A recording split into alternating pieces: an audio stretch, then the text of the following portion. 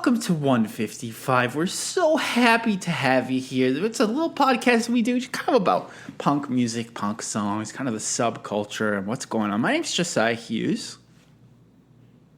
I was so thrown off by that style of introduction. I was trying to be nicer to get people to listen to the pod. I think I'm too Is that because mean. you know that you're going to be a huge bully this episode? You literally messaged me earlier to say that you thought maybe you were going to hold back this episode because you were worried about alienating people. I'm Sam Sutherland, and this week Josiah is going to be alienating people about the opening track on 2005's magnum opus, Oh, Calcutta, The Devil's Taken Names. Pretty sure it's from 2006, actually. But you're right. It was recorded. Yeah, okay. Listen, 2006 I'm a big fan of the Larrys. Larrys. If you want to listen to a facts podcast about the Larry Arms, those do exist. So you can. That's the first thing I'm going to say right now is that you do abbreviate this band name to the Larry Arms, which is. First of all, said it. I'm sure I've typed it. It's very embarrassing, like just sort of phonetically and to look at. It just feels gross. It gives me goosebumps. But then also, you're not shortening it at all. It's one of those nicknames that only exist in order to be annoying. No, it exists to connotate intimacy with the right. Receiver. So in that case, you know that I'm intimate with the Larry Arms, and so that our listeners know this. I said that in chat to you, knowing that it would annoy you and curious if you had heard it before. So kind of just like, I was like, right, so we're doing the Larry Arms, and you were like, hold on, please. Is this too much real? Already? It's all real, Josiah. I don't want to give away too much of my take. I guess my first question is, do I just not like the city of Chicago? I know we've got a lot of listeners from Chicago. Do I hate you, listener? If you think Josiah hates you specifically because you are from or you live in or you went to school, you spent sort of too much time in Chicago and it's tainted your soul, let us know on Twitter. Let Josiah know in particular on Twitter at Josiah Hughes at 155. Do you think I hate you? No, you can do that if you Josiah want. hates you specifically because of Chicago. There's got to be a Chicago punk band that you like. Do you like Naked Ray Gun? No. Yeah. See, it's all these things that are just like, so like kind of. I know that there's like more happening than just this, but this kind of era of like punk guy and Alkaline Trio, it's like kind of like it's so Chicago's very bro-y in terms of this kind of punk music, and this band seems also because I'm just assuming based on the name that they're named after, I'm going to say, a dive bar, which is just like so annoying. Also, are they named after a dive bar?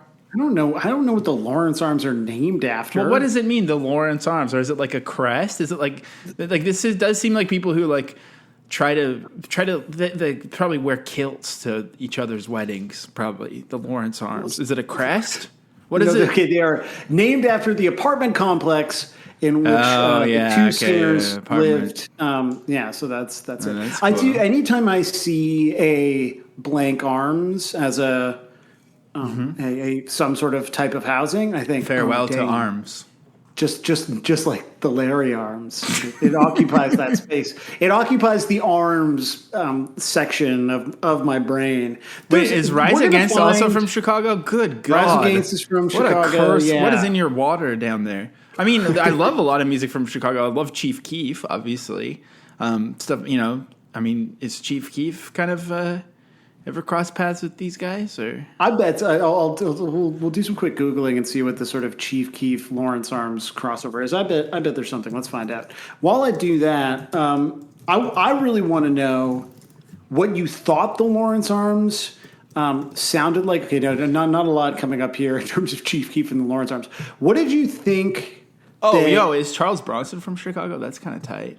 Oh, there you go. See? Mark McCoy. Okay, Mark McCoy almost saves the whole city. I think he's kind of cool. So Los Crudos pretty tight too. I mean, yeah, in terms of like pop punk though, it seems like it's all guys who are like straining to take a shit and also, I guess, trying to wear a leather jacket but also seem sensitive or something. Like they wear leather jackets like they're jean jackets. These guys is how I feel about them. I would almost associate like at least with the bands that we're talking about. I mean, Fall Out Boy, also from Chicago, right? Like these are all bands that really want you to know that they've read a book.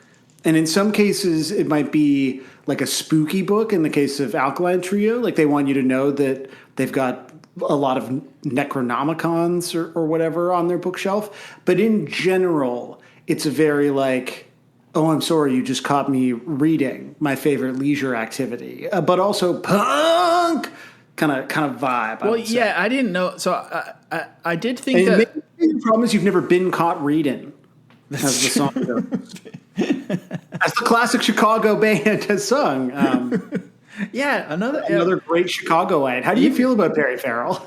Yeah, not really a fan. Steve Albini, take him or leave him, to be honest. I mean, there was a time, there was a 10 great poker player. There was a 10-year window where saying that Steve Albini recorded your album was like a thing that people did to try to kind of, I don't know. I mean, what are any of us trying to do in this crazy world, really? Steve Albini actually records this podcast, but we don't tell anyone. We just do it for ourselves. That's why it's so raw. That's why it's so raw.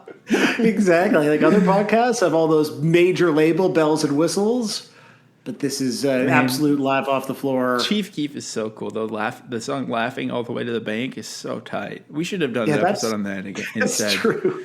They could do an exclusive on that. What I want to know is, I think last week we tackled, this is all part of our road to the fest month. There's some disagreement in our Discord as to whether fest music and orgcore are really the same thing. For our purposes, they are. And I recognize that, the fest I'm going to go ahead and say that they're not. And I don't... a valuable oppositional take for you to have. Well, here's what I think. I think in my brain so far, Hot Water Music seems like a fest band, whereas the Lawrence Arms seems like an orgcore band. This seems like a that's band. Interesting. This seems like a band for people who love to like pre-Reddit gold. They would give each other gold in the punk news comments for like doing the most epic Farkin Bacon comeback. And I do think that I guess I remember people saying that this band was like more indie or something, or like I remember them like there was something. The way they're presented was like they're not your typical pop punk band. I guess now I understand what they mean is they're not like cool guys who have ball bearing necklaces and wear khakis. They're like guys who wear jeans and like I don't know. I'm just still trying to figure out. I feel like the aesthetic is very like proto. I mean, not proto Carhartt in the sense that they did not. I feel like it's raw denim. I feel like it's raw denim, but like telling you so much about their raw denim is the aesthetic. Yeah, that's fair. I mean, there was like a period of time in my life from, I think the first time that I heard The Greatest Show on Earth, I like saw a photo of what's that? Arms. Okay. That's the album previous to this one. All of these bands that you like also, all of their album titles and songs seem fake. They seem like they were made up by me. Well, and don't forget that there is also, of course, there is a Chris in this band too. There's a Chris, yeah. Is he the drummer or... No, there's Neil is the drummer. Neil, that's a good name for a drummer. You don't get a lot of Neils in punk, so that's happy to have a Neil pounding the skins here. Well, this is music for Neils, right? Like that's what. So I always thought that this was a band that like nerds liked, and they loved telling you how underrated they were. But I thought it was going to be a little bit more kind of life affirming and epic, and maybe like not distorted guitars. I thought it was going to be kind of more like. Kind of, I guess, wimpy or indie leaning. So I didn't know it was going to be so like grunty and like this. I mean, really, like this music is basically no different than Chad Kroeger Delivery, except just kind of done with the pop punk chord progressions, which somehow I like both of those things, but they do not go well together. Never the twain shall meet, you know. Exactly. I mean, but Twain isn't recognized that. Like I haven't looked at the lyrics yet, but I assume speaking of Twain, like I feel like this band is like so like air quotes clever. Like everything is so clever, right? Yeah. I mean, look I feel like you have heard the Lawrence Arms. Maybe just insofar as like you've been doing a podcast with me for like going on 20 years of your life. That just some general sense, given my At various points in the last 10 years, sort of like obsession with this band has just sort of bled Oh my over. God! I'm sorry. I just saw the album cover and it's just absolutely good lord. You love it, right? So it's for people who are not looking. It's like at it right it's now, the Tom's sneakers where the Tom's flag. You know, Tom's where they. That's okay. So it's the flag for the city of Chicago. Well, that's Tom's. Tom's also used it. But then they've got those are the shoes. Those are the shoes that make you a good person, right? And then there's an egg timer with bat wings on it. That's their logo. Yeah.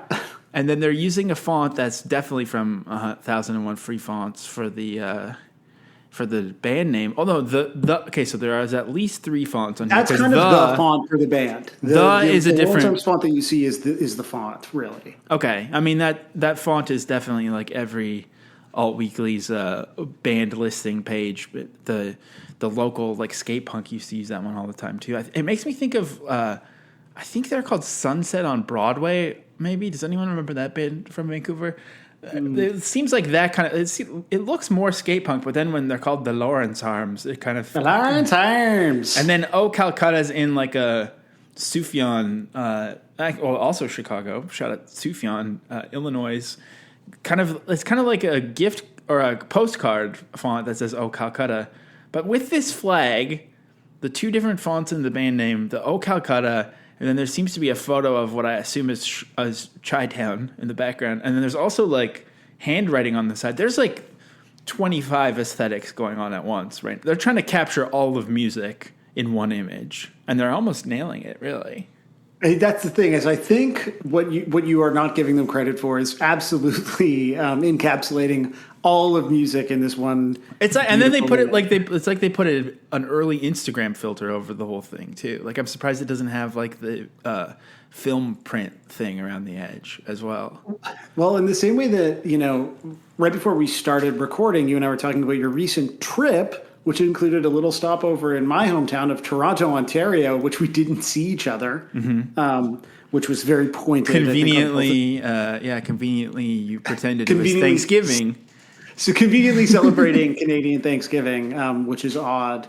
So I was not around. You were here, and you did. You know how people say. You know how people are always saying, "Oh, it's giving this now," like you know that phrase, like I'm it's familiar. giving on the internet. It's giving pop punk or whatever. I was thinking, kind of have to say it out loud, but it's giving thanks. Kind of to describe the weekend. Oh, I see. That's okay. Yeah, that's pretty good. You did describe to me sort of Toronto's whole aesthetic and vibe as being very 2006. Yeah. Which is like, maybe that's why I loved this record so much, because it came out in 2006. I live in a city that's trapped in 2006. Yeah, like the aesthetic. I myself am maybe in many ways trapped in the year 2006. This album cover does definitely have Toronto 2021 energy. Like somebody could have. Yeah, this seems like a band that I would like put in the newsletter and be like, Toronto pop punk is back, baby. Like every store in Toronto has like a rotating magnet board where you can buy those magnets with the lady flexing her arm on it.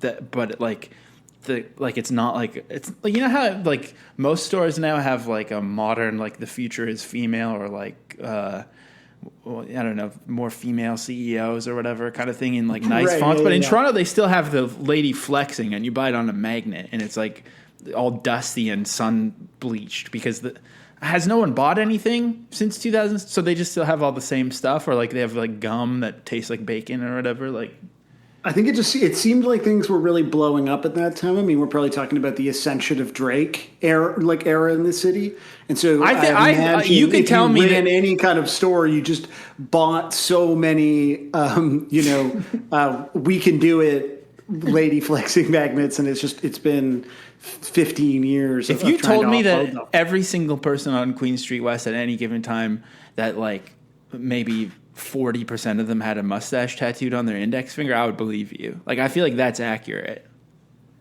Oh yeah, completely. Like, sorry, is that an estimate, or that's you looked that number up? I think you're off by 1 or 2 percentage points. But there was a big survey in Blog TO that generated numbers very similar to what you're describing. So I mean, is this song an outlier for this band? Like, do they all sound this kind of I mean, what are they so mad about? Were they all so fast? I thought they were kind of like slower and like saying so you could hear how prosy they're being with it all. No, that's why the albums all have footnotes, is so you can really soak up the prose. Wait, are you serious though? Do they? Oh yeah. I mean, the previous album to this, once again, had way more footnotes. This is like kind of like the punk record. So basically, so I'm looking at Genius. There's no footnotes on this. I can't wait to talk about the music video in a second too. But there's no footnotes on here. But you're telling me that like some of these I was hoping I could find it. This was when I got rid of my CDs. I did not keep the Lawrence Arms, unfortunately. Wow, fake fan. I'm pretty sure this one is like normal, but The Greatest Story Ever Told has like a 30-page CD booklet. Every song is like littered with footnotes to explain all the references. So is it like a concept album, or is it just like...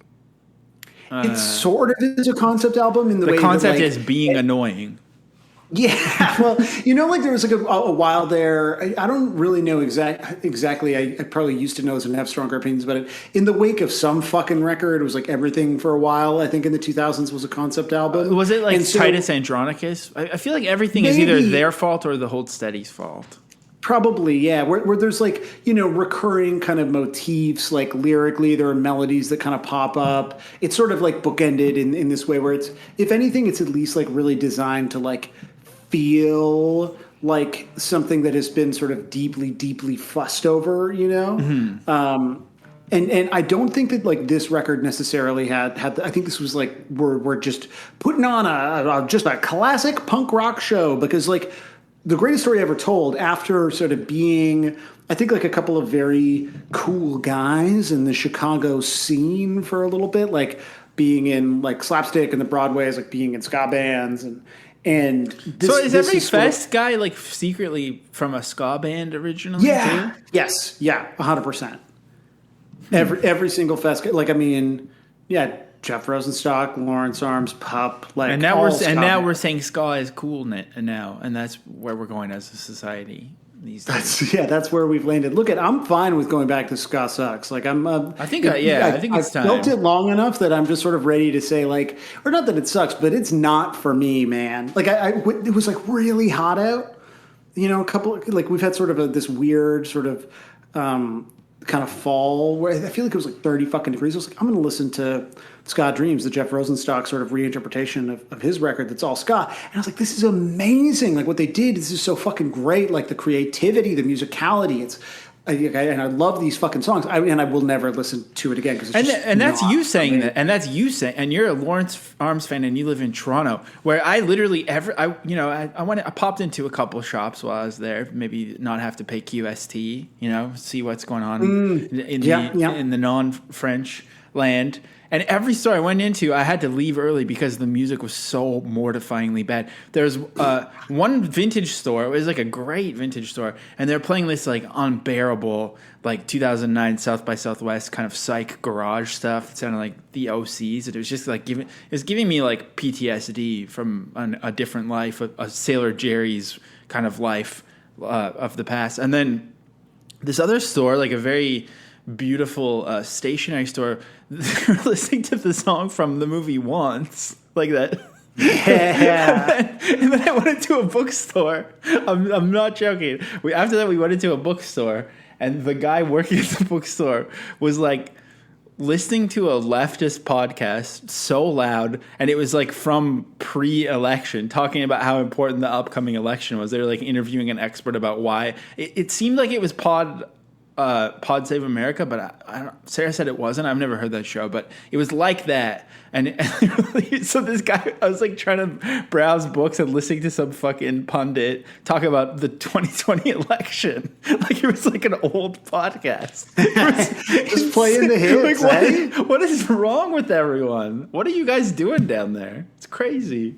That fucking rules. Yeah, I mean, look, there is a very real, I think, connection between Toronto and Chicago that maybe explains why I love this band and you don't understand why we want to just listen to some of our favorite, just comfort listen to our favorite podcast episodes here. Like, Out Toronto loud. is a city.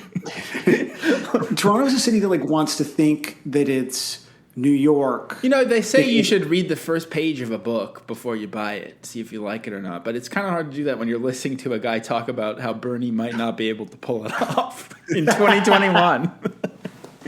Which store was this? Do you actually remember which store this was? It was in the neighborhood that I believe is called Roncy.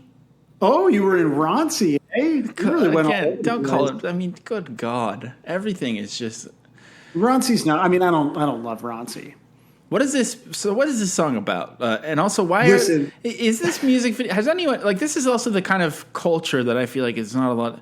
People don't do a lot of pushback on their faves in this kind of world, and I feel like it's kind of tripping me out that they dress up like unhoused people in this music video. It's kind of fucked me up a little bit. I'm kind of okay. I don't know what's going on there, guys.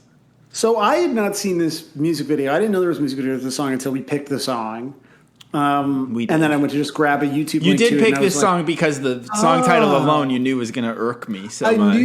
I knew that the song title would make you mad, and I kind of feel like we've been having these. What to me is actually an interesting conversation about this scene that I love dearly and that you have not learned to love yet, but like also with which I feel like I have a sort of like a, as I am more and more distant from it, like a more and more of a kind of relationship with, and then to see this video, I was like, oh, right, okay, so it's that thing where you're like, there's a voice in the back of your head that's like, there's something fucked up about that, like something that like doesn't align 100% with sort of maybe like. You couldn't do it today, folks. You couldn't pull this off today. Could not do it today, but 16 years ago. Freaking cancel culture. This is sort of the biggest song from the really big record. And I think that you're a very astute observation that maybe Trusty Chords and Hot Water Music are the quintessential fest band, the quintessential fest song. This is the quintessential orgcore band, and in many ways the quintessential orgcore song. Like, Oh Calcutta, you know, was named by Punk News, you know, the best record of, you know, the first decade of the new millennium, which is like, that's the decade in which Punk News experienced. Is that how they presented it? No, it was like what it was. It was okay. the best album of the 2000 to 2009. But the point is, I could see them use that headline though. Of course, right? The most valuable, and at this moment where, you know, Punk News sort of ascended to be this very kind of relevant, kind of taste-making organ within this very specific subgenre that is named after them. I think in this way we're sort of dealing with the two.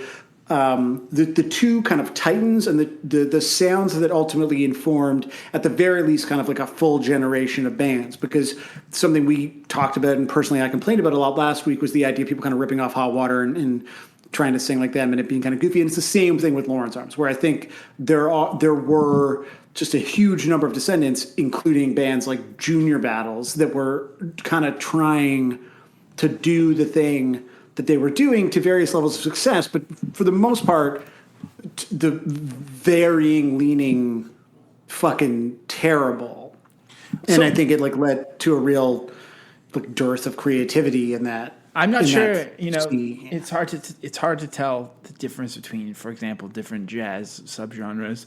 I'm not sure I can even tell what distinguishes the Lawrence Arms from Hot Water Music, because I feel like it's similar chord progression and similar kind of grunting and rasping and howling. Different, but it's more of a grunt. So, like with Chuck and with Chris, I think you get that very like deep, like kind of sound. And I feel like the like Lawrence. First of all, there are two singers in this band, and what's interesting about this record is that they are both constantly singing. For the most part, they're just both singing all the fucking time. And so you lose a little bit of what you would have heard, say, on the previous record, where Chris sings more like, hey, and then Brendan Kelly has the like taking a shit, like kind of sound. And so they are very distinct from Hot Water in terms of that vocal delivery. And I think whereas Hot Water were, especially on those early records, which like I've been listening to like nothing but Hot Water music since like a few days before we recorded to the present day. Those first couple of records are kind of straight up like, you know, very melodic. There's like some of that, like that era specific sort of emo sound to them, but I don't think it's a stretch to call them like a very melodic post-hardcore band. Like they sit in, like they're sort of like a poppier, version of like a quicksand. Like I don't think it's crazy to sort of have them in that conversation. Whereas Lawrence Arms very much are like a slow pop punk band, like very much, derivative of Jawbreaker in a way that I don't think there are a lot of Hot Water songs that sound that much like Jawbreaker to me. And so I kind of feel like that's the distinction. And Hot Water is that more like dead fucking serious, like this is my life, this is my truth type shit. And like the Lawrence Arms are way more of both in the way that people act towards them, which is like, not that the Hot Water, there's really, I don't think any distinction in the audience here in terms of arm in arm in the pit kind of vibes. But like, I feel like there are a lot more Lawrence Arms songs that are like, we're arm in arm. Like, I think there's more of that in this. So they are, okay. Because, I mean, I'm looking at the lyrics of this one. So what's this one? So shall we dance? I could not tell you or what maybe the song's just about. limp so around. Yeah. I ended up spending some time on songmeanings.com to try to see, because I realized in like looking at it, I was like, I have no fucking idea what this is about. What I don't like about it is when I was listening to it for the first time, and then unfortunately it did resonate with me in a kind of meta way, because the guy was singing, I've never tried that, but I know that I don't like it. And that's kind of how I feel about listening to the Lawrence Arms. So it's kind of this upsetting. Maybe we're not so different after all. At Bad Sandwich guy. Yeah. So the big debate, unfortunately, in the songmeanings.com comment section, they don't really solve what the song's about so much as they debate which of them sings "you" and which of them sings "strumpin'." And that debate rages for about 3 pages until you finally get to someone whose take is that the song has to be about sex, like that it's about kind of anxiety and fear of like doing sex stuff that you have not done before, and that specifically, maybe being sort of sung from the perspective, oh my God, where'd you find this? We'll talk about that in a second. I can't. That's amazing. So I was trying to prepare the next thing while you. No, that's good. So sorry, I reacted to something that Josiah sent. I feel like I'm gonna have to talk about how this band is good for a minute, just to like. I feel like I'm just letting. I like that. I like when you do. Hate. I like when you do that, because then I can catch up on my timeline while you do that. So that's great. That's true. You can do some errands. I think. There's this theory that the song's about sex stuff, and like, oh, maybe it's about anal. There's like a lot of obviously like cisgender heterosexual men who are like afraid of butt stuff, and so maybe this is a song about anxiety around butt stuff. Even though I never tried that, but I know I don't like it, or maybe I do, and I'm just too weak to fight it. Is sort of the response there, or that it's about drugs or it's about drinking. As someone who's listened to this like a million times, I always sort of appreciated, like, most of this record is kind of like that. It's like a very sort of, it's just like feels like a record and songs just about like general anxiety, which when you're kind of in your 20s and you're just fortunate enough to not be experiencing any particularly specific problems, kind of resonates. So I kind of wondered in sort of doing this if I would read this and be like, oh, this song, but I have no idea. And then the music video suggests that it's about what if you were an unhoused person and then you just randomly turned into a businessman and then flipped back and forth. The age old question. They do a lot of close-ups on their teeth. They've obviously like yellowed their teeth as well. In that video. That can't be right. It's really fucking not great. And the strange thing is, no one thought twice about that, because the version of this on YouTube right now was only recently re-uploaded by Fat, who put this record out in February of this year. So someone working at Fat was like, oh, the old version is like, 72p or something. We should put up at the very least, like a better SD scan of the video. And then they didn't think about how perception has changed, because as a if you were a kid in high school and you're like, let's make a video where we walk around and pretend to be unhoused people, I guess this is kind of like I can picture me making that music video in grade 7 where I'm like, oh, we'll just put on dumb, because for people who haven't seen it, because I don't know why you would have, unless you're because if I haven't seen it, then I feel like you got to be one of the real hardcore Lawrence Arms fans listening to this to be familiar with the video. They sort of wake up in a derelict warehouse dressed in full. Yeah, like it looks like they've been sleeping in the warehouse. Yeah, and then they kind of like shuffle over. Like even the shuffling is kind of offensive. And find their instruments and play the song. And they've literally yellowed their teeth. There's a lot of mouth close-ups. And then at like random points, like seemingly never Neil, the drummer, ever turns into a suit. Brendan or Chris will sort of be wearing suits. I think I like Neil. I think I like Neil. At the end of the video, yeah, Neil seems cool. At the end of the video, they just throw money in the suits. They sort of throw money in the general direction of the drums. And as the song finishes, Neil arises from the kit and picks it up. It's like... But Brendan Kelly, fucking bad. Brendan Kelly does lots of like epic eyebrows at the camera too. Like despite no matter what he was wearing, he's still doing a lot of like epic eyebrows too. Yeah, the eyebrows are. He is really like he loves like I feel like that's just kind of the vibe I get from this guy is a raised eyebrow. Like, huh? He's mugging. So look I don't know what the song's about. I think the lyrics are fucking great though. Like I think they tread this line between. Because I just would prefer never being able to tell what a song is about. And so the idea that I think there are these like great little, I don't want to read any of it because it makes me feel awkward. Let me zip on my party suit and show y'all something. There ain't no such thing as strumpin' for nothing. You can fly with us or hang on to the walls, but the devil's taking names when the last curtain falls.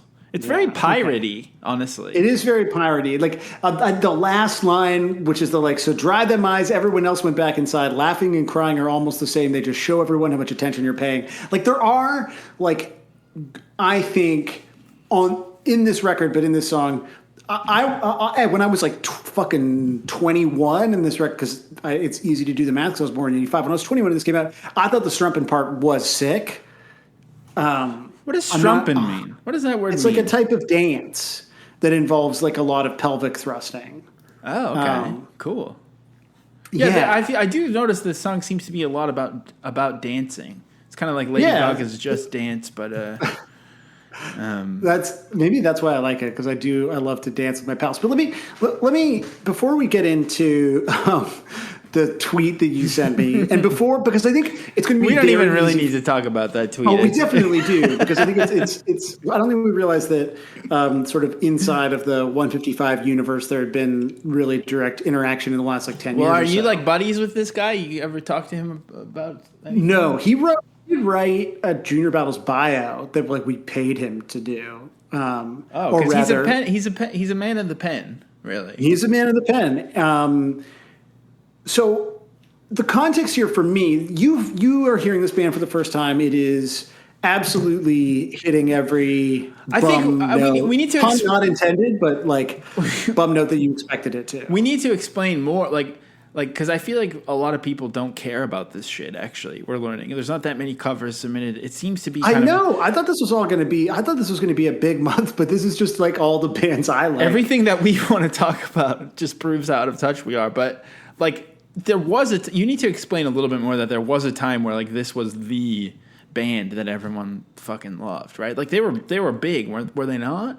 This was in a moment where I think the kind of death of the traditional music industry had kind of happened a little bit, but there was this kind of last gasp of kind of independent bands in a lot of different genres that seemingly were selling a lot of records and going on big tours. But this is a band where when you read interviews from this period of time, this is a tour bus band. This is not a get in the van DIY punk band. It's obviously not something where we can look up what the fucking sales figures were on this, but this did chart. This album reached 26 on the US Heat Seeker chart, 34 on the independent chart. So this was a band that I think was kind of the final moment for this scene that we kind of keep talking about of real, almost sort of monocultural interest and enthusiasm. Because I think now when you go to a place like Fest, which continues to have like the crowds that it's had for the last, 15, fucking going on 20 years, like the big draws are often still going to be bands like Hot Water, or it's like, when they get fucking like Jawbox to play or whatever, when there are these sort of like classic bands that look at Propagandhi will go to the Fest for the first time. Not a Fest band, but beloved by everyone who attends the Fest. So this band, I feel like represents, and in particular, we talked about Punk News, like the pinnacle of the commercial relevance and power of this music. I don't think that anybody can be this band again, because when we look at the stuff that's happening, I think now with pop punk bands that are blowing up, or like emo bands that are blowing up, they're in like very different, and to be honest, much more like with sort of like full remove, I think like much more interesting arenas that they're kind of playing in, or they're doing stuff that like you and I personally like are I am totally not interested in. But I think in general, like this kind of person, this type of sound, like this was a very big and popular like band at that time. And so is that like, but you're right, we're still like, I think we're really also betraying our age, where I honestly was like, fuck, when we do Trusty Chords, it's going to be like 40 plus covers. It's going to be exhausting. And it was like, here's 12 covers. I mean, we're not complaining, to be clear. Like, no, but I think nice it's like a sign to me how much people have moved on. Like I even saw, in our Discord where we were talking about doing this song and doing this record, people who I know are like young, significantly probably younger than us, being like, oh, I like didn't think that I personally liked this record, but I was like, this was like at a time in my life, like a top 5 record for me. But I think it's all like just at the beginning of like social media. Like the only way for me to be able to tell how much I fucking love this band is by my scrobbles on Last FM. Right. When I was searching who's tweeted about it, you were scrobbling the shit out of this band. And you're listening to like to Scrabble the Larry Arms, and it was like them and Matt Skiba and the Secrets on your Scrobbling, and then the National. You're kind of dabbling in some indie as well. Yeah, well, listen, I was like still trying to impress my wife at that point. So, I think, I just don't know that the kind of monoculture of punk, even as like a microcosm of like a culture, like the way that mainstream culture has also shifted, I don't know that it'll ever necessarily be the same. Because when I think about like what is like to someone who's 21 now, like what's the most popular fucking pop punk band? Like, I don't know, is it fucking Hot Mulligan? Like, I mean, outside of MGK or something that's like directly connected to Travis Barker. And are those bands, like is Heart Attack Man anywhere near as ubiquitous as the Lawrence Arms was in 2006? And I kind of don't think so, but then I also think it's not surviving in the same way that a lot of the kind of emo stuff, say from a few years, even like before this, has, because even someone like me who fucking loves it, like has to recognize on some level that it's aged really fucking badly. And it's aged in a way that I think is alienating to the exact people that are coming and like rediscovering and like resuscitating the careers of a lot of these bands. Like, it's funny to me, Taking Back Sunday were much bigger than the Lawrence Arms, but it's like funny to me that I imagine if we did a Taking Back Sunday show, that would be like one that would have 40 plus covers, right? And that has aged both very badly and aged perfectly fine, because the shit that you like when you're a teenager, like, is supposed to be very teenage. I think what's tough about the Lawrence Arms is it's aged so specific to this era of like the beginning of the availability of information, such that you could like pretend to know a lot about a lot of different things, but actually not know fucking shit. And I think that like that is on some level becoming the legacy of not all these bands. And I don't want to paint them with a brush. I don't even want to paint the entire history of the Lawrence Arms this way, but maybe this is sort of the way it's kind of starting to feel to me, is that there's just not a lot of there. So when you say like, what's the song about? I'm like, oh, it's about having anxiety, being 21, and like loving drinking with your friends. I don't fucking. You think that every song is about that because you don't know what they're about, and that's what allows you to have this this delightful moment of being arms in arms with your brothers in the pit without ever having to actually address anything, or like, you know, it's like a safe way to experience emotion without actually having to think about anything. It's great. Yeah, which is totally rules. But here's what I think about what you just said. I think that the Lawrence Arms are maybe like, I think people don't realize, but each website kind of had like a band that was ubiquitous with that website, and it that obviously doesn't happen anymore because there's no websites and there's barely any bands these nowadays. But you know, like for example, I don't know, clap your hands, say yeah, like that exists because of Pitchfork. I feel like the Lawrence Arms exists in this weird balancing act of partnership of boosting each other. They kind of, like, punknews.org readers made them popular, and then they made people know about punk news and care about punk news, and they kind of like built each other up, and they were kind of like the punknews.org band.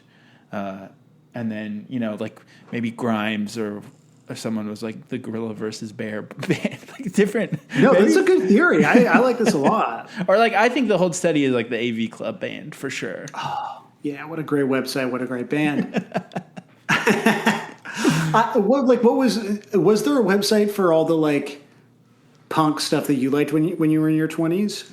What was your punk news? Yeah, well, I was kind of just reading. I used to read MRR all the time. Scenes. Yeah, like honestly, like I would just read like whatever's on the top 10s of MRR and listen to that, or you know, people would read Turnbow all the time. Read the Turnbow message board, or like the reviews would come out every once in a while. There was places to find it, but it was definitely harder to find, and that's why it all felt gatekeepy and was cooler ultimately. But I get that. Fuck, man, this is starting to bum me out. Actually, I've realized. Like, why? So okay. Here's, and I think you know the answer, but I feel like I kind of just chatted through this, but I would love to hear your thoughts on it. Is why does this band and other bands of this era, and I feel like it's unfortunate that we're not, I mean, you know, the specific song, maybe we'll talk about another Lawrence Arms song sometime, so I don't want to exhaust all Lawrence Arms conversation, but why does this kind of remain purely, I think, a point of obsession for people who were my age at the time that this came out? There's maybe a variation of like 5 to 6 years on either end. Why? And in a moment where so much pop punk is being rediscovered and being excavated by like young people who are doing interesting shit with it, why this band is like so fully, and I think I know the answer, but I want to know your opinion, which is like, why does this remain like a 12 cover 155 band? I think that being like clever and being kind of like wise ass, like DFW type of guy. I just think all of this stuff has like big Gen X energy, and even something like nihilist Arby's to be like, what if Arby's was a nihilist? Here's what that might look like, or Kierkegaard, Kardashian, that kind of stuff. It all has like big Gen X energy, and like no one's interested in that right now. Even my own like brand of snark, I don't think people care about that kind of shit anymore. And I don't know why. I don't know what the future is for any of it, but it just seems like this has like earnest man Gen X self-serious energy that doesn't really, it just feels like it's not the vibe right now. It is not the vibe. I feel a compulsion to, because I want to get to the tweet that you shared, and I think it's going to get grimmer from there. And so I kind of want to table set a little bit just by saying like why I think this band is great and like how much I fucking love this at this time. So, I mean, you said in looking for tweets, you were kind of trying to find, again, our sort of cheat of who's tweeted about it. You saw me tweeting about it a tremendous amount. I mean, this is by far, and I fucking love this. This is like by far the band that I listened to the most. Again, when I was scrobbling, which apparently lasted until about 2000. Great username. Great, yeah, right. Thank you so much, man. I appreciate that. So my most, and this is like probably in the era also, honestly, where I probably never listened to music more than in this period of time because I was like freelancing, writing for Exclaim. All I was doing was like partying like 7 nights a week, and now I only party 3 to 4 nights a week. My top artists on here, this is so good. It's like Josiah Kryptonite. Lawrence Arms, Hold Steady, Wilhelm Scream Replacements, Alkaline Trio. And then it goes Springsteen, Propaganda, Bomb the Music Industry, Weaker Than's Fucked Up. So there's like a point there where we intersect. Right at the bottom. And then it just goes on into like a parody of myself and my ongoing taste. I was thinking about this before we started. I feel like the Lawrence Arms are like almost the inflection point at which there is no band that is definitively a punk band and in many ways definitively a pop punk band, like the thing that you and I are the most obsessed with and we talk about the most, that I love more and that you hate more. Like, I actually don't think there is a band where there is a larger delta between our tastes, and not in a casual way where I think like your criticism of this band, while I see them and understand them and unfortunately have come to agree with many of them, like when I put this shit on, I'm like, this is my favorite music in the fucking world still. There's just no getting around that. And I feel like maybe we'll find something else that's like, you kind of hate Bad Religion, but like that's fine. I really like Bad Religion, but it's not like as much of a thing. I think I think also when the song was on, I didn't hate, like it wasn't that bad. I didn't mind the music. I think it was like the music video and those eyebrows, those damned eyebrows, and like there's a lot of bad context. Thinking about it's all because I think about music so much with context. That informs, because I think also because the music itself is so simple that really that's all we're doing with punk stuff is adding context to the same chords most of the time. So that's why it's like it's too distracting for me. Just how disgusting all of the context is. And I shouldn't have let you see the music video. But I think there's this really interesting thing that they do on this record, and that's why I love this as an opener, because it sort of sets the table so perfectly. You've talked about this a lot in terms of album openers, like what is the frame through which you're going to view everything, which is that the Lawrence Arms, like a lot of bands in this era forever, have like 2 very, very distinct singers, like even more like in a way that is more similar to say like Blink than Hot Water, where it's like really drastically different voices and then also like very drastically different kind of songwriting approaches.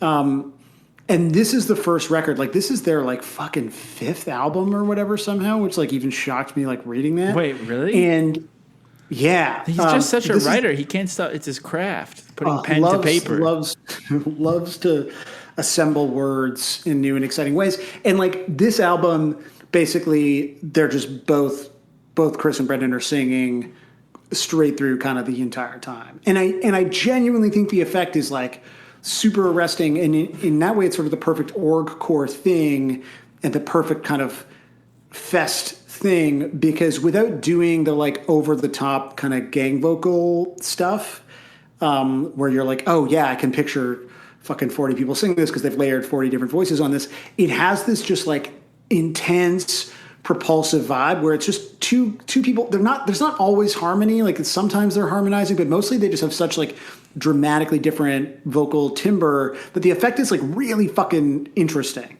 And I still think that going back and listening to it, I'm like, this sounds fucking cool. Like it sounds really good. And this is the sort of thing that people used to obsess about and don't as much anymore. But I do genuinely think you can hear it, especially because like on some of the older records, they sound like very just like cheap and shitty and digital, where like this record is all like done to tape. And so there's this like really earned organic kind of warmth to this record and this song that is unique to, I think, what other bands were doing at this time, and then very much was sort of reflected in sort of all of the bands that they were influenced by. And the other thing, and this is like literally in the Wikipedia for this, so it's part of what I have kind of as a full-fledged adult grown a little tired of, is that I don't think there was anyone else in pop punk doing this like super deliberate and like very over the top in the way it was communicated, middle brow melding of kind of high and low. And especially because they like literally would have footnotes on their records. It would be like, here is I mean, again, this is like on the Wikipedia, but like the record has, what am I talking, like an epigraph, right? Where there's like sort of quotes designed to sort of bring you into its world. And one of them is from The Bard, and one of them is from Bill and Ted's Excellent Adventure. And I think when you are, that's like what an adjunct professor would do too. Like to do that's like the kind of blending of high and low where you're like, God, I can't believe I took out a student loan for this shit. Yeah, and they're constantly doing that, and it's like that's like in, it's so baked into the mythos of this band that this isn't something you have to search for. Like there's a big, appropriately enough, AV Club article about this record from a few years ago on the 10-year anniversary that talks a lot both about this sort of approach to recording vocals and also how it really sort of made an attempt to blend like dumb and smart shit. And you and I have talked so much about the notion of kind of middlebrow, and I feel like this feels very archaic in its like, we've read a book and also we love to drink and party with pals. How do you like, isn't that shocking? And I think that's fine for that era, because like when you're 21 and you're kind of trying to figure out like, oh, well, I do love to like get drunk and be stupid and party and watch fucking dumb shit, but I also am like into other Shakespeare, I don't fucking know. And this is kind of where I think it starts to fall apart, is there's this like veneer of intellectualism that gets applied to it, where it's like, I've noticed, oh shit, you can reference Jawbreaker and also reference like Cormac McCarthy, and then you get older and you realize like all of us have only ever read one Cormac McCarthy book. Like we're all kind of full of shit. I mean, me and I'm not saying people listening to this, I'm saying me specifically and people who are into bands like this. I've noticed one thing they do to try to seem smart is like what's in this song. What's it called again? The Devil's Dancing? The Devil's Taking Names. The Devil's Taking Names. The Taken with the apostrophe. They do that all the time. I'm just kind of enjoying looking through the master list of their song titles on Last FM. It's really fun, but there's a song called The Ramblin' Boys of Pleasure. Great song. It's pretty cool. Fucking great song. And then they've also got a song called Them Angels Been Talkin'. Which is pretty good. I'm not as big into that song, but yeah, it's still, I mean, it's still great.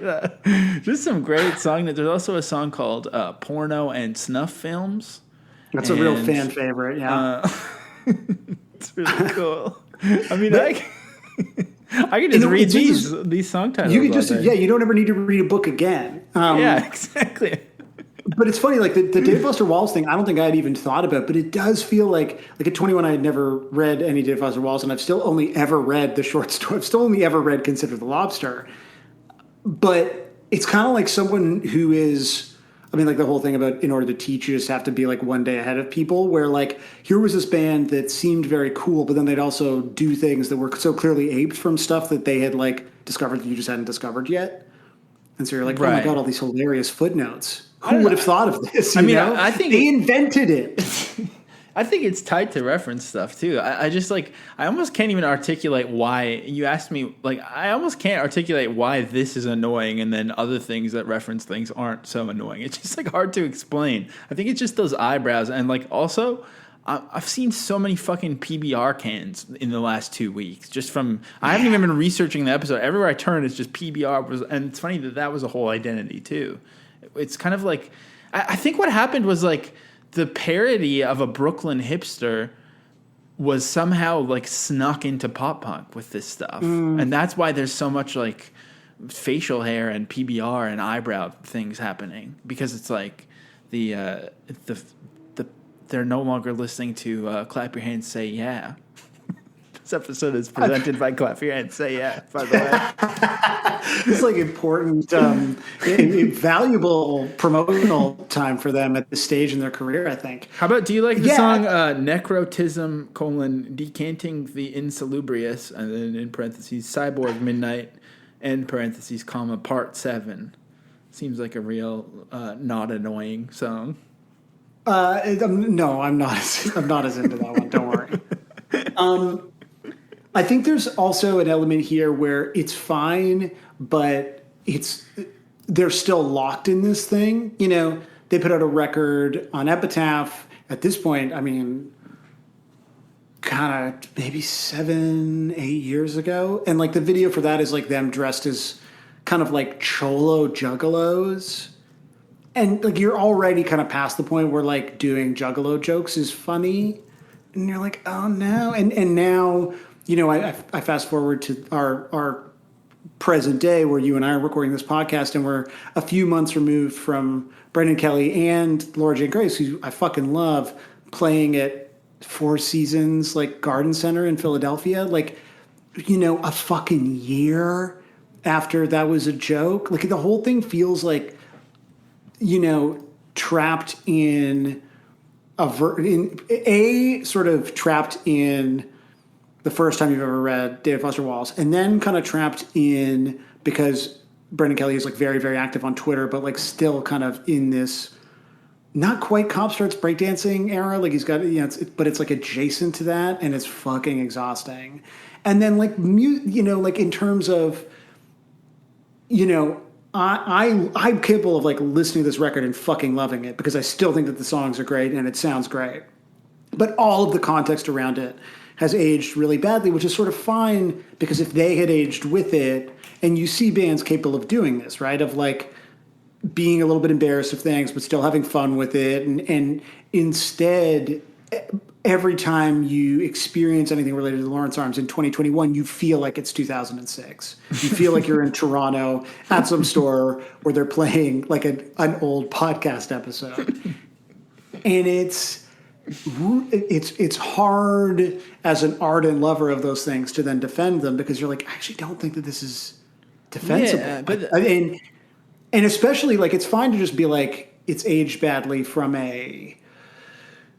again, this sort of like whatever, all the kind of accoutrement around it. But when you get to things like the video, like the video sucks. Like the video is like, is not cool at all. And then sort of, because I was watching the video, I was like, fuck, this is so bad.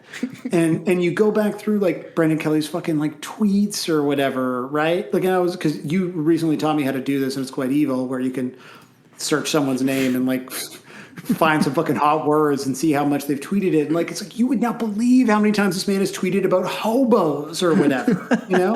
And it's like, okay, I don't know, in 2006, was there a defense that you didn't know any better? But like, I don't know, in 2017, I feel like we've all, you know, and by now we all kind of know better. And there's just this like, for me, it's actually like fucking depressing, because I felt like what was so exciting about discovering this band was this thing where I was like, oh shit, I can be dumb as shit and also into smart stuff.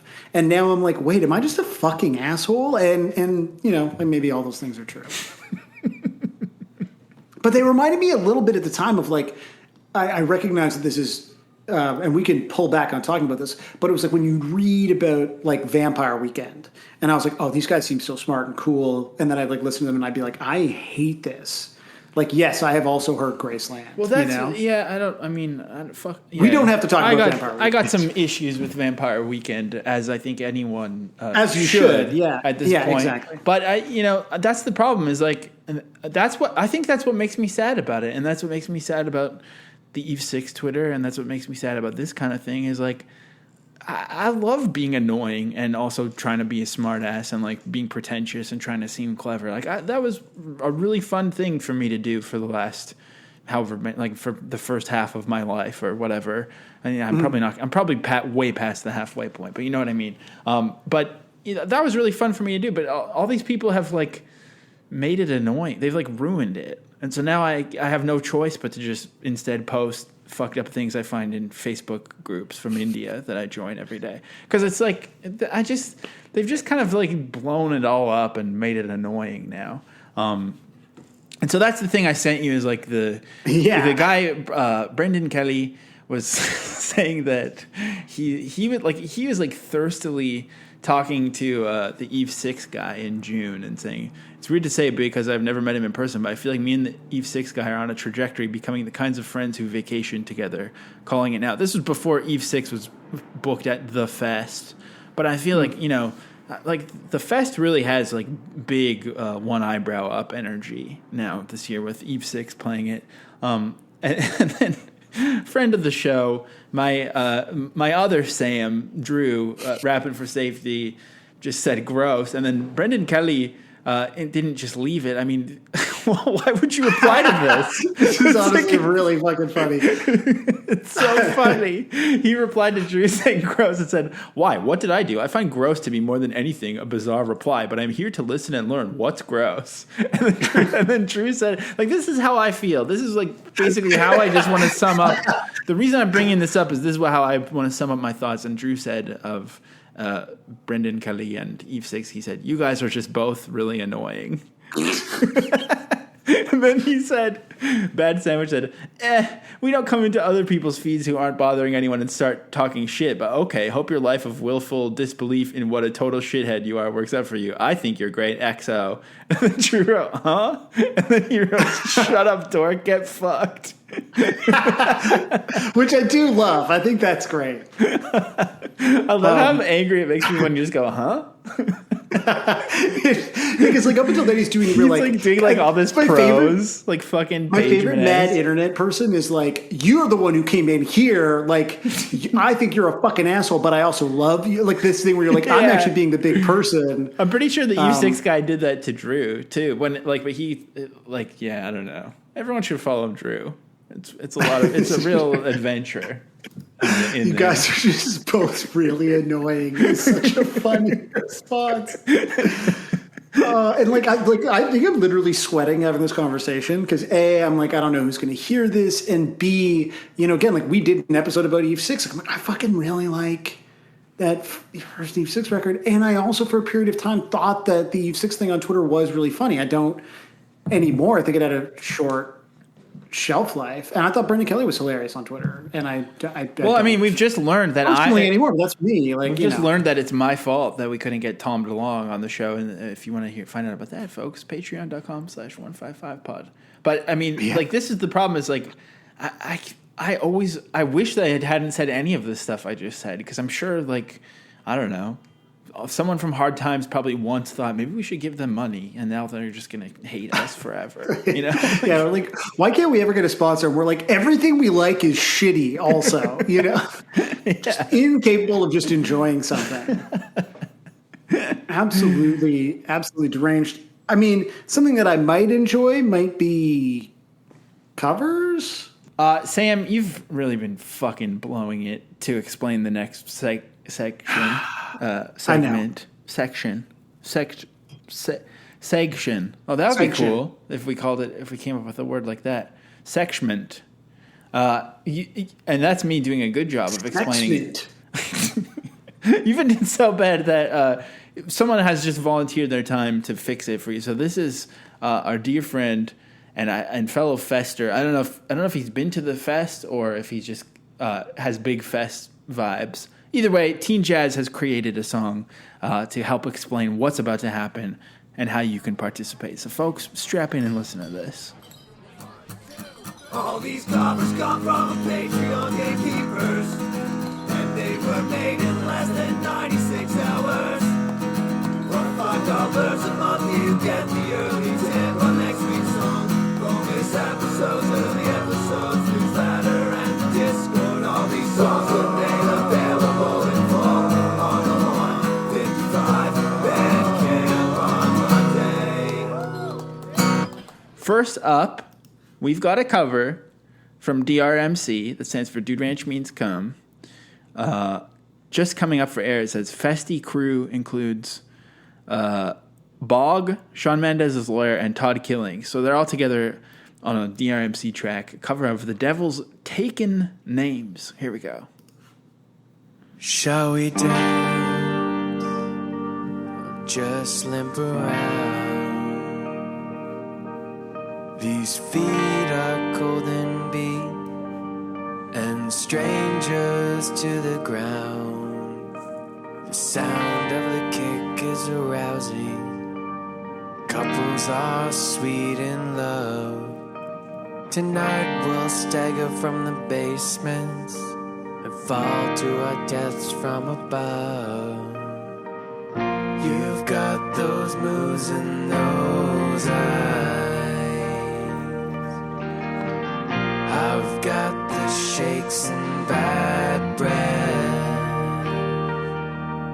I never tried that, never tried that, never tried that, but I know I don't like it. Never tried that, never tried that, never tried that, but I know I don't like it. Maybe I do when I'm just doing violin. Maybe I do when I'm just doing. Wow! What was all that? That was an interesting combination of sounds. That's my shit. See, that felt like that felt festy to me. That I love. I wonder where's Todd Killings in there. I would love to know what's going on with Todd Killings in this one. But that was a cool vibe. Yeah, that was fucking sick. What a song! I can't believe that I just let myself talk shit on it for an hour. Yeah, you were so mean to this band. I was not. You were so cool. I kept being like, Sam, come on, they're people. Yeah, it's true. One of them's name is Neil. So much.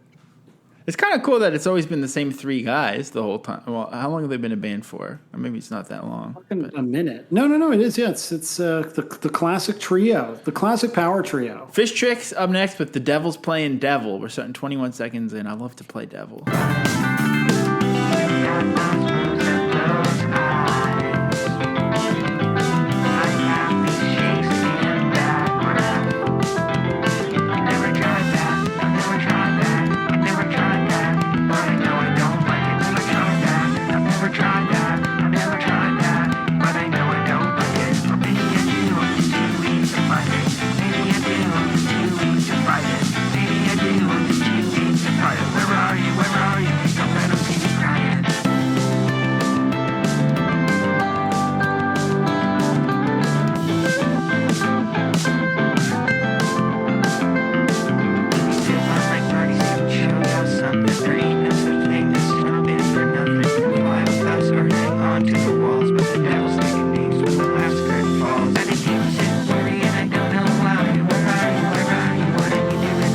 See, it should have had more noodling on it.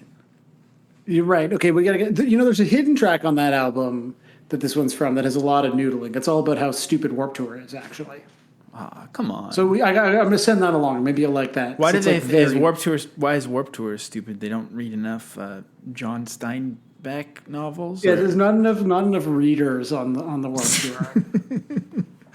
They're to be fair, they have a very punk critique of the Warped Tour, which is that it sort of starves out like small, like DIY scenes, and it's like a very propaganda-esque critique of Warped Tour, where the call is at least coming from inside the house. Yeah, they're trying to take it down from the inside, I guess. On Epitaph. Well, they're banned from Warped Tour because of the song. No, I think from like talking shit on Warped Tour from the stage during Warped Tour, and then they subsequently wrote a song about how Warped Tour sucks. Man, good thing Warped Tour and that song has some like big time, not like noodling so much as shredding in it. I'll send it to you later. Yeah, okay. I'm going to close my phone for the night. Baby Tyler, I'm next. I'm going to log off forever. I like that Baby Tyler just decided to say the Devil's taking names because honestly, unless you're like. Let's think about this for a second. The Larry Arms being a abbreviation that takes the same amount of time to say. Similarly, if you're saying the Devil's taken names and not taking names, you're kind of just being annoying. You're not really. There's no purpose of abbreviating it other than to just be kind of affectation that you want people to know. Like you want people to read it in the way that you intend it to be said. Right, I know, but that kind of like affectation of being like dialogue that you're like. Maybe a guy, sort of a guy who has the shining gift, who works at a gas station, who's chewing on a piece of wheatgrass or whatever, and you're saying something ominous. Like, I don't think that should be in a song title. That kind of dialogue. It's just anyways. Here's Baby Tyler. Shall we dance or maybe just limp around? These feet are cold and bleed and the strangers to the ground. The sound of the kick of the rousing, the couples are sweet and love. Stagger up from the basement, a father dust from above. You got those moves and those eyes. I got these shakes and bad breath. I've never tried that. I don't like it. I've never tried that. I don't like it. Maybe I do. We can fight it. Maybe I do. We can fight it. Maybe I do. We can fight it. Where are you? Where are you? Hate to see me crying.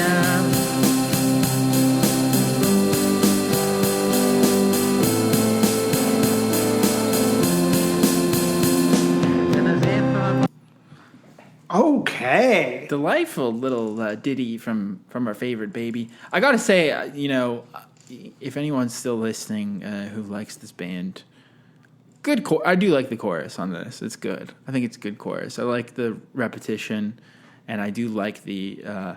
It is a very like iconic phrase. It kind of reminds me of like it's not the band I hate, it's their fans or whatever. Like it has that energy of like just being like good. Yeah. It's a pretty sick line. I'll give you that, nihilist Arby's man. Coming around. The clusterfuck theory is next with the Devil's Taken names. I guess the decision was to not use any MIDI tracks, and the result is unconventional sounding. We're going to start 22 seconds in. Let's go.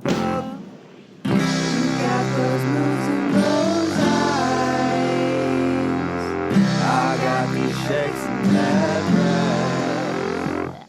I never tried that. I never tried that. I never tried that. But I know I don't like it. Never tried that. I never tried that. I never tried that. But I know I don't like it. Maybe I do, and I'm just too weak to fight it.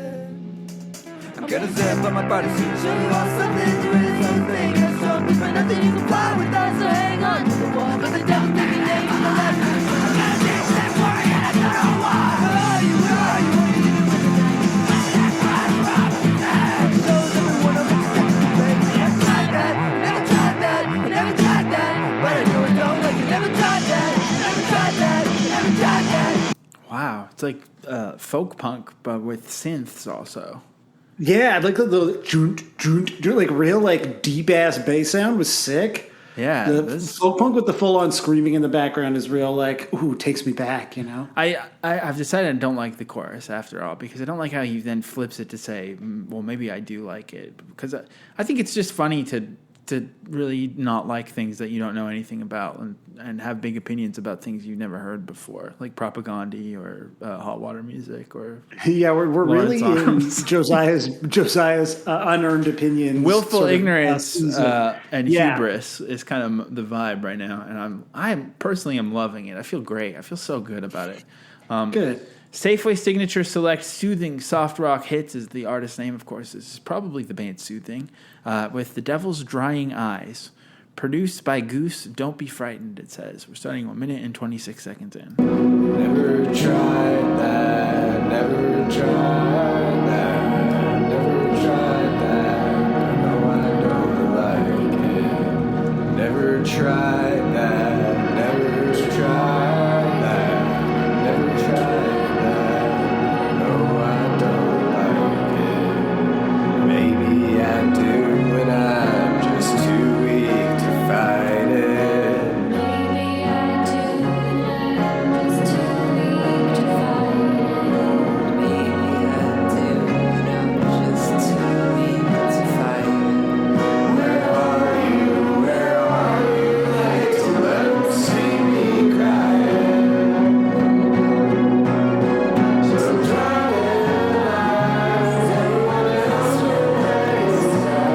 For some reason, I find the band Soothing so like mysterious. Like, I feel like they live maybe on a farm where there's like a recording studio in a barn, but it just like wasn't built on purpose. It just like showed up one day. Like there was just one day there was a Did recording. you build the farm? Like, no. What? Wait, what? You built the farm. Yeah, just like That was fucking gorgeous, though. yeah, that was beautiful. It had real surprise farm energy. Okay, up next is Teen Jazz, who says he did a straightforward acoustic cover. I'm just gonna what's the word where you make a summarize? Yeah, I'm gonna just try to make this description go quicker and shorten it as I say it out loud, so that it's not. I'm just trying to make sure that I'm not wasting too much time right now on the mic, and I'm gonna just try to say this as quickly as possible, so as to not eat up too much pod time with this description.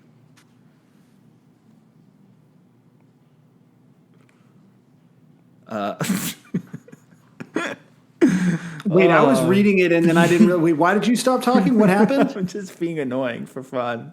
Oh, okay. Being annoying is so much better than being apology clever. to me in the Yeah, description. it is very long. I thought you were gonna like do it and then play it. Then all of a sudden you just weren't talking anymore. And I was like, just what, being. did I miss my cue? You did miss your cue, and you're not standing on the right piece of tape. Also, So everything's hit fucked my up. mark. As I was putting this together, says Teen Jazz, I couldn't help but think I've done all this before. Then, just as I was about to submit it, it came to me. Fest Angel, acoustic with harms and a gruff vocal bridge from Living in the Future of Feelings.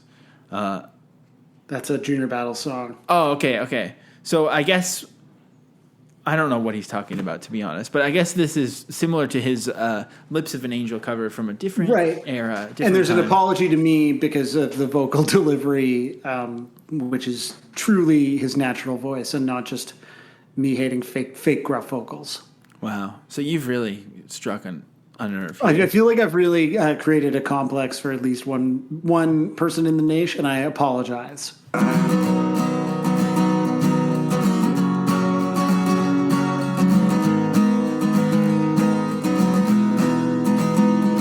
Gonna zip up and party soon, show you all someday. Ain't such thing as jumping for nothing. You can fly with us or hang on to the walls. But the devil's taking names when the last curtain falls. Got a deep sick word, I don't know why. Where are you? What are you doing tonight? Laughing and crying are almost the same. To just show everyone how much attention you pay. Never tried that, never tried that, never tried that. But I know I don't like it. Never tried that, never tried that, never tried that. But I know I don't like it. Or maybe I do and I'm just too weak to fight it. Maybe I do and I'm just too weak to fight it.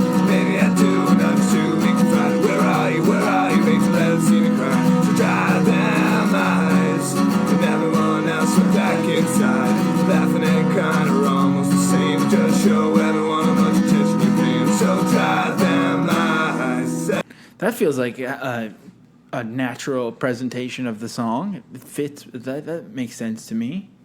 Yeah, totally. I mean, that just makes me feel like I'm like in a parking lot at Fest, not ready to go to sleep yet. You know, All this Fest stuff just reminds you of Fest. It's kind of a closed loop. Kind of nice. Yeah, exactly. You know, I gotta say, these Fest episodes are really giving me Fest vibes right now. I'm basically like the Boss Baby tweet, or like Snosberries. Yeah. I was looking up strumping to see if I could see like an example of it, but then I learned that it also could be a specific kind of sexual assault term that people should add to their vocab. But I mean, I don't. That's not this. I don't think that's that's not the in vibe. here. That's not what I'm saying. I'm No. just saying it's a lot of different meanings of the word strumping. Dylan Driller up next. The Devil Took the Blink-155 name. This is called. This is some real old pod Blink-155 bedroom cover by a Teenager Energy, and I want you to make fun of it. Been listening for a few years, first time submitting. Currently moving away from home for the first time ever. This was recorded at the very end of my 1,000+ mile drive from Boston to Atlanta. I've started making or planned to make a cover a few times and never gotten very far. I made the decision that I would make my first cover during this weekend no matter what. I nearly backed down and didn't make it. I decided to put the song on repeat in my car and listen to it for 5 hours straight before finally recording this. This is the first time I've ever recorded myself playing guitar, and I can barely play at all. Not like when other people submit and say stuff like this and then make the coolest shit possible. I mean, there's no chance in hell we're going to make fun of you, Dylan Driller. Is that your real name? Dylan Driller. It's a great name. But I like the idea of like, this is my first time. Let's please mock me. I feel like it would not. That's not you fucking fully piece our of vibe. shit. You fucking loser. What the fuck is wrong with you that you would be making something like this? Go fuck yourself. We're offended. I'm mad about it. Okay, let's actually listen to it.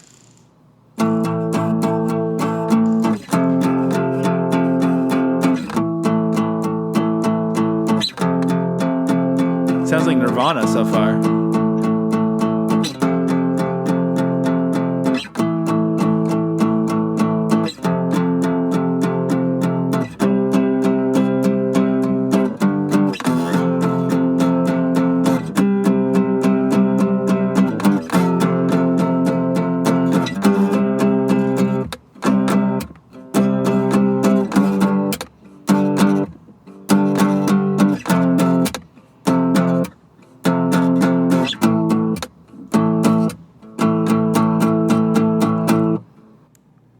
Well, I gotta say, Dylan, I think you really drilled down, if you will. Remember Dylan Driller? Yeah, that's his name. To the essence of the song. Just the very fucking loser. Are you gonna submit something like that? You make me.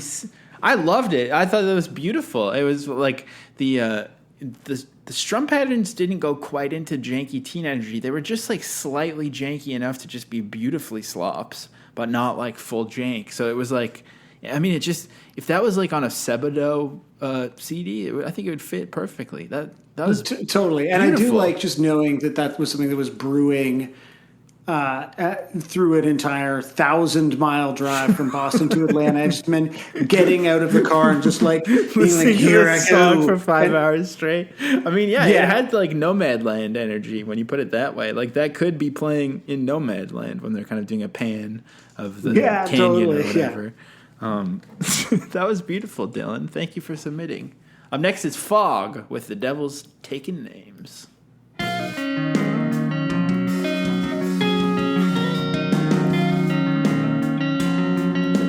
Shall we dance or maybe just slip around?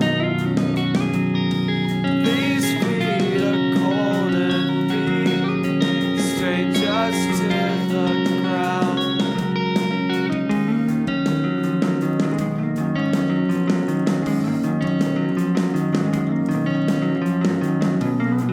The kick is arousing the couples in love. Let's come up from the basement and fall to our deaths from above. I've never tried that, but no, I don't like it. Maybe I do, I'm just too weak. Holy shit, that's like some... That was fucking sick. That's some true emo shit right there. That's the, Fish Tricks nails it with the kind of like maximal hardcore emo twinkle shredding, but then this one sounds like it could be from 1999 for real. Like this is that was incredible. That had some baby blue lowercase Helvetica font energy if I've ever heard it. Yeah, totally. That was fucking sick. That's so cool. And I think that voice is familiar. I don't think I remember the name Fog, though. I can't remember who that is, but damn, that was beautiful. And also, up next is a wonderful band name that we have seen before. No use for anime.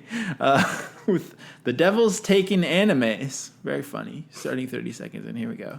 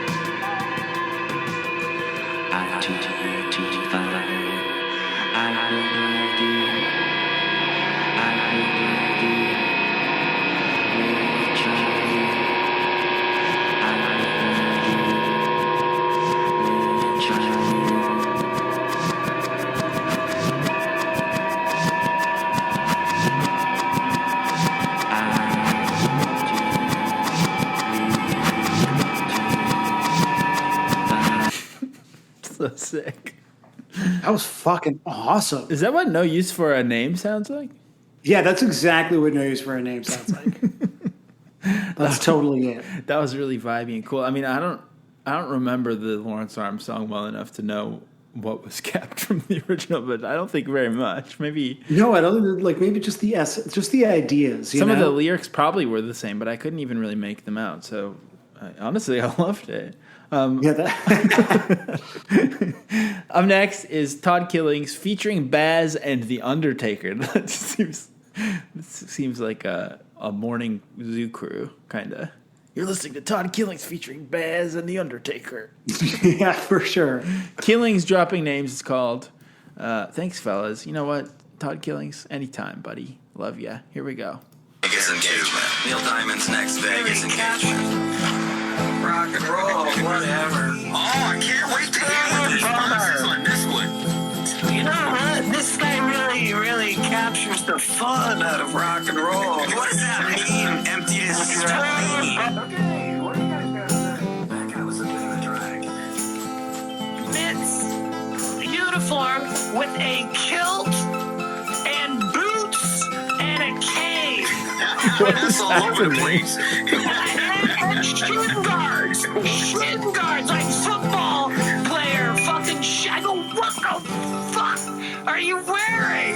He looks at me. I'm ready, man. All right, Wembley Stadium.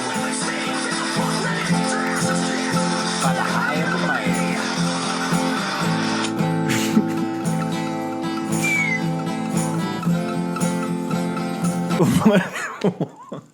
That was amazing. That was fucking awesome. Like, is that some? I don't understand. I don't get it either. But I feel like I mentioned a kilt earlier, and they mentioned a kilt in there, and also, I mean, it kind of did have Zoo Crew energy. I wasn't wrong. So shout out to Baz that's and what the I was wondering. Undertaker. But I was like, are Baz and the Undertaker some sort of morning Zoo Crew? But I don't think I googled it, and that's not it. But that was sick. There's still 3 minutes left. I mean, who knows what Todd Killings has up his sleeve? One of the all-time great American rock performers, in my opinion. Up next, Liam, The Devil's Making Flames. And I think it's another first timer. Liam says, first time I've finished something in time to submit it. So, oh, fuck yeah. Hell yeah, let's go. As soon as it's leaning down.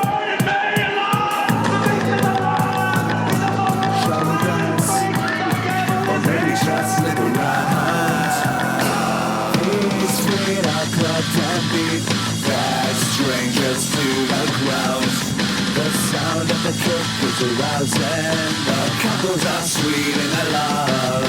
Tonight we'll sail up from the basement and we'll fall to our death from above. We've got the moon in those eyes. I've got these shirts and that black.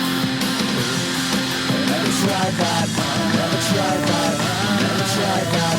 But I know I don't like it. Never tried that, never tried that, never tried that. But I know I don't like it. Or maybe I do and I'm just too weak to fight it. Maybe I do and I'm just too weak to fight it. Maybe I do and I'm just too weak to fight it. Wow. Fucking right. That was so cool. It's like a super interesting intro, and then like I loved how that sounded. Liam, I'm glad you were able to finish something in time. Thank you, Liam. Tight. That was like, I mean, obviously, I don't know, maybe like the Rentals or like kind of like alt rock energy, but probably not intentional. But I think the way it was produced was like so maximal and loud and intense that it kind of sounded like Death Grips also at the same time. Yeah, totally. Respect, Liam. Welcome. And finally, it's toes.exe. Devil's Taking Names, but more D-Beat. And she writes, hey, it's Veronica. Been a long time, but this is unfortunately my favorite band. I don't know why that's unfortunate. So here's a cover. I've met Brendan Kelly enough times to confirm that he is 5'9". Thanks for your time. So interesting. Is that... Now, Sam, how does that make you feel? That I always thought of Brendan Kelly as being significantly taller than me, but 5'9" is that not is pretty significant. Wait, how? No, are you that's like 5? Yeah, I'm like a strong 5'4". No, listen, I'm definitely 5'8". I thought I was 5'7", but I've seen people who are 5'7", and that's not me, man. You're not willing to get the old tape. Do you guys? I know you recently moved. You don't have in your kitchen like a little thing where Ashley all draws the above your head? for my height now. No, I haven't done that. So, but you don't have to. But you don't have to duck in the doorway, obviously. No, not quite. All right, here we go. Shall we dance? Maybe we just look around. These fears are the fears, just to the crowd. It's time to begin to rise. It's time to clear the crowd. It's time to clear up the business. The thoughts are taking a crowd. We got those blues in those hands. But not the shades of bad blood. Never tried that, but I know I don't like it. Never tried that, but I know I don't like it. Maybe I do, and I'm just too weak to fight it. Or maybe I do. This is so sick.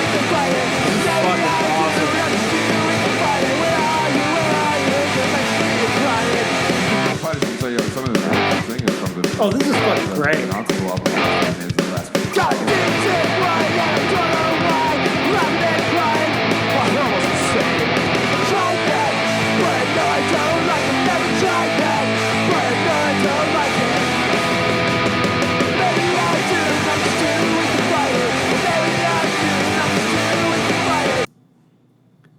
And that was the definitive version of the Devil's Taken Names.